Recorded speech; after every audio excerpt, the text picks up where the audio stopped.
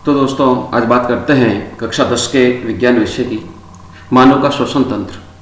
मानव जो श्वसन क्रिया करता है, उस श्वसन क्रिया को करने के लिए हमारे अंदर एक स्पेसिफिक श्वसन तंत्र है। उस श्वसन तंत्र को हम दो भागों में पढ़ेंगे। श्वसन तंत्र की संरचना, उसके कौन कौन से अंग होते हैं और ये किस प्रकार से कार्य करता है। ये जो श्वसन तंत्र हम देख पा रहे हैं, इसमें सबसे जो पहला भाग होता है श्वसन तंत्र का, सबसे पहला अंग होता है वो होता है नाक, हमारा नासिका। नासिका के द्वारा हम सांस लेते हैं। हालांकि द्वितीयक अंग के रूप में मुख भी होता है, मुख के द्वारा भी हम सांस लेते हैं, क्योंकि आगे जाकर के कृषिका का जो भाग होता है वहाँ जाकर के ये दोनों मिलते हैं। सबसे पहली बात नासिका। नासिका के अंदर छोटे छोटे बाल होते हैं, पतले पतले बाल होते हैं, जिसमें से जब हम हवा लेते हैं तो वो बालों की वजह से उसमें जो धूल के कण होते हैं वो धूल के कण आसानी से रोक सकते हैं। नंबर 2, सांस नली। ये जो नासिका है, इस नासिका के अंदर श्लेष्म झिल्ली भी होती है जो हवा को ठंडी करके हमारे शरीर के अंदर प्रवेश होने की अनुमति देती है या प्रवेश कर सकती है। नासिका के बाद में हमारे श्वसन तंत्र का जो अगला अंग होता है वो होता है ग्रसनी। हमने पाचन तंत्र में भी पढ़ा है, ग्रसनी नाक, मुंह और नीचे की नलियों से जुड़ी हुई रहती है। ये ग्रसनी के अंदर सब, इसको हम 3 भागों में बांट सकते हैं। 3 भागों में होती है ग्रसनी। सबसे पहली ग्रसनी होती है नासिका ग्रसनी, मुख ग्रसनी और सबसे नीचे कंठ ग्रसनी। और इसके अलावा सबसे महत्वपूर्ण अंग इस ग्रसनी के अंदर जो होता है तो वो होता है एपिग्लोटिस, जिसे हम घाटी ढक्कन भी कहते हैं। ये हम मुंह अगर फाड़ कर देखें तो आसानी से दिख भी जाता है। इसका मुख्य कार्य होता है भोजन को सांस नली में जाने से रोकना। और ये ग्रसनी ही वही भाग है जहाँ पर जाकर के ये दोनों नलियाँ, सांस नली और पाचन तंत्र की ग्रसिका, दोनों अलग अलग होती है। ग्रसनी के बाद में महत्वपूर्ण भाग आता है कंठ, जिसके द्वारा आवाज़ निकलती है, उसको लैरिंग्स भी बोलते हैं। उस लैरिंग्स के अंदर विभिन्न प्रकार के स्वर रज्जु होते हैं। ये वो जो श्लेष्मा होती है, श्लेष्मा की झिल्लियों के हुए होते हैं, और इसके अंदर से जब हवा प्रवेश करती है जाती है तो कंपन होता है, कंपन की वजह से आवाज़ निकलती है। लैरिंग्स के बाद में होती है श्वास नली।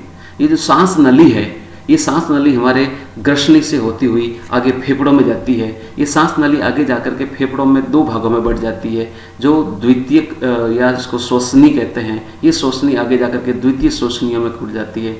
और ये जो सांस नली है वो लगभग 5 इंच लंबी अपनी नली होती है, जो कंठ को फेफड़ों से जोड़ने का काम करती है। फेफड़ों में जाकर के ये 2 शाखाओं में बढ़ जाती है, जिसको हम श्वसनिकाएँ कहते हैं, श्वसनी कहते हैं। और ये श्वसनी आगे जाकर के बहुत विभिन्न शाखाओं में बढ़ करके श्वसनिकाओं में बढ़ जाती है। ये जो सांस नली है, इस सांस नली के ऊपर सी आकार की उपास्थियों के छल्ले होते हैं, उपास्थि होती है। उपास्थियों के छल्ले की तरह वो उपास्थियाँ अपन गले के हाथ लगाते हैं तो दिख पाती है हमको।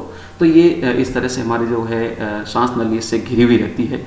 यही सांस नली आगे श्वसनिकाएँ होती है। श्वसनिका आगे जाकर के जो डालियाँ होती है उसकी तरह शाखित हो जाती है और एक वृक्ष का आकार ले लेती है, वृक्ष समान संरचना उसकी बन जाती है।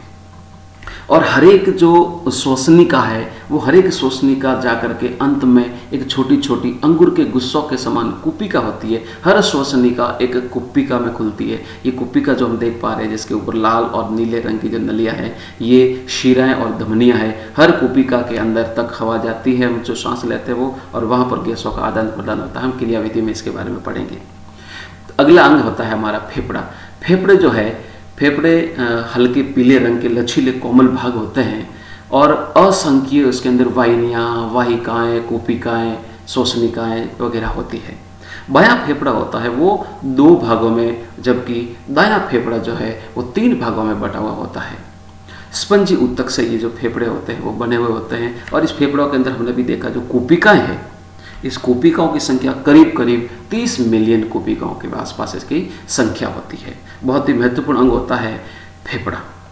फेफड़े के बाद में हम और भी कुछ चीज़ें देखते हैं। अभी बात की हमने, जैसे ये शाखा में श्वसनी है जिसको ब्रोंकाई भी कहते हैं, श्वसनिकाएँ हैं आगे ब्रांचेस, जिनको हम ब्रोंकियोल्स भी कहते हैं। और इसके बाद सबसे महत्वपूर्ण अंग आता है मध्यपट।